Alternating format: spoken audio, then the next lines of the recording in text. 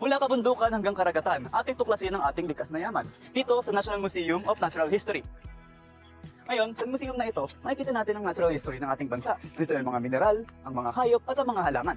Ngayon, sa ating information na ito, ipapakita namin ang 4 sa mga mineral na sumasalamin sa kapamumuhay ng mga Pilipino noon. Kaya tara, simulan na tayo. Napag-usapan na natin noon ang kahalagan ng ginto sa panahong prekolonyal. Ginagamit ito pang salapi, pangkasuotan at iba pa. Ngunit alamin muna natin kung ano nga ba ang konteksto nito bago pa man ito gamitin sa pang-araw-araw. Nabubuo ang ginto noon dahil sa ancient volcanic activity. Kalat to sa Luzon, Visayas at sa Mindanao. Ang isa sa mga metodo na ginagamit ng mga nagmimina noon ay through gold panning. Basically, dahil sa volcanic activity noon ay nag-erode ang ginto galing sa mga bundok at nagkakalat ito sa mga batis o kaya sa mga pampang. At ang ginagawa ng mga nagmimina noon ay kumukuha sila ng mga buhangin galing sa mga to at saka nilalagay nila ito sa kanilang pan na mukhang malaking plato na gawa sa bakal. Sinasubmerge nila ito sa water shallowly at saka iniikot-ikot nila para maalis yung mga maliliit na sediments at maiwan yung mga mas mabibigat na materyales which is ang gold.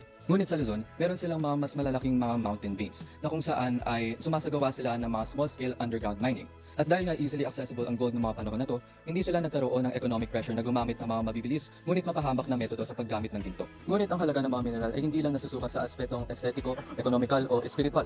Noong lumaban ang mga Pilipino noong himagsikan laban sa mga Espanyol, ibang elemento ang umusbong dahil sa halaga nito. Hindi dahil sa kung ano ang kinakatawan nito, kundi dahil sa kung ano ang kaya nitong magawa.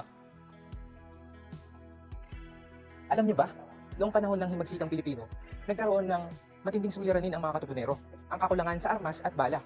Bilang tugon dito, kailangan nilang gumamit ng katutubong kaalaman upang makagawa ng kanilang sariling gunpowder, ang pinaghalong charcoal, saltpeter o saliter at sulfur.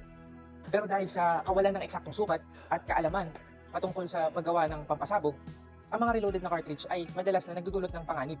Imbis na bumaril ito ng maayos, kadalasan ay ito ay nagja-jam o di naman kaya mas malala, sumasabog mismo sa loob ng baril. Sa gayoy, nasasaktan ang mga sundalong Pilipino imbis ng mga kalaban. Isa lamang ang himagsikang Pilipino sa marami pang halimbawa kung paano ang mga mineral gaya ng sulfur ay naging mahalaga sa ating kasaysayan. Kaya naman atin itong pahalagahan dahil ito ay parte ng ating yaman bilang mga Pilipino. Ngayon naman, ating alamin ang kahalagahan ng iron sa ating kasaysayan.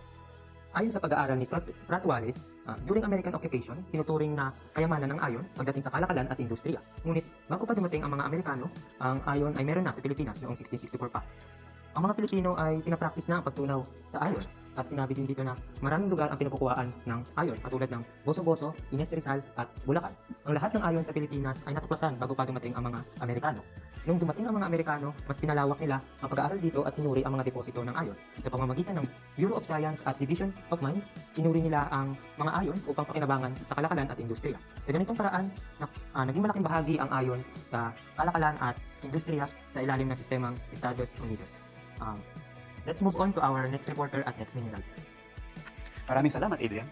So magtungo naman tayo sa susunod na mineral na ating tatalakayin. Ngayon, ito ang copper.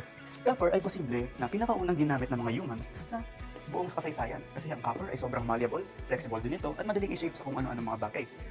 Ito ay magagamit sa paggawa ng tools or ng copper coins at sa ating modern era, ang paggawa ng mga wires at magagamit sa ating mga phones. Ngayon, kaya hindi na tayo magtataka kung bakit nung Japanese occupation, ginamit ng mga Hapon ang raw materials ng ating bansa para sa kanila sa World War II.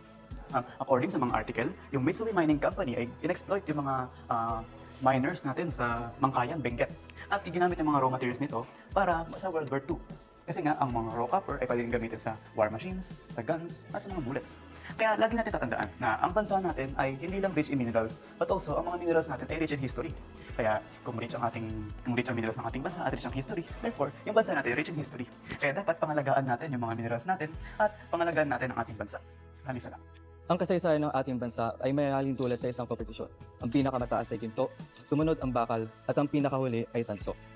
Hindi tayo ginto, hindi rin tayo bakal, at tiyak na hindi tayo tanso. Tayo ay asukal. Dahil tulad ng elementong ito, walang humpay ang determinasyon ng mga Pilipino para sa marahas at masiklab na pagbabago. Maging ito man ay labanan sa himagsikan, o kaya sa labanan sa Mactan, o kaya kahit sa revolusyon sa EDSA, isa ang malinaw. Walang ibang paglilingkuran ang tunay na Pilipino kundi ang sarili ng bayan, at doon nakapaloob ang tunay na kayamanan ng kasaysayan.